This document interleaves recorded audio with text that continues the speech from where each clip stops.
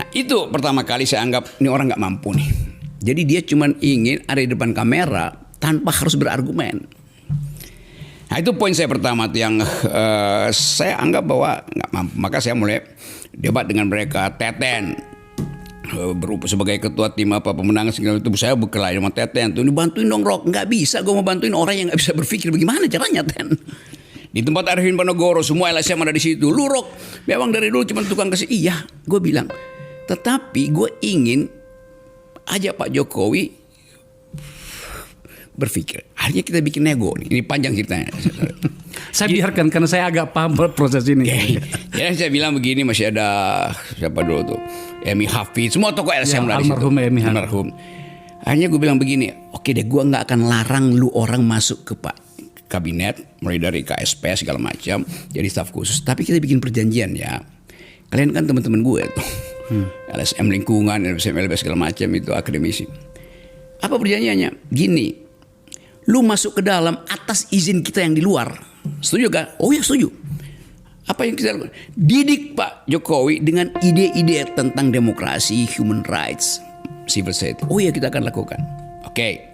Sekarang ada prinsipnya di dalam persahabatan untuk menghasilkan pemimpin. You ada di dalam atas izin kita.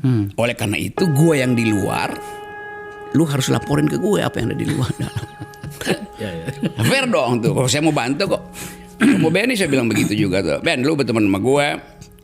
Bahkan semua kalau lu nggak bisa mampu menulis tentang pluralisme, gue yang tulisin ide-ide pluralisme supaya Pak Jokowi baca itu dia dipidatokan soal itu pikiran dia tuh. Gue brief.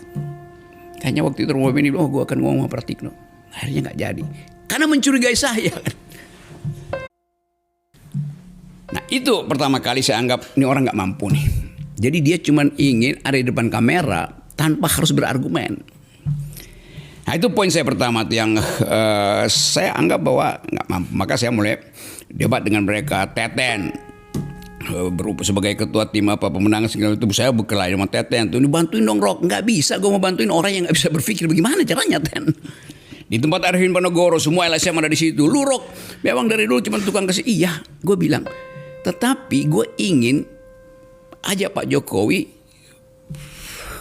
berpikir. Akhirnya kita bikin nego nih. Ini panjang ceritanya.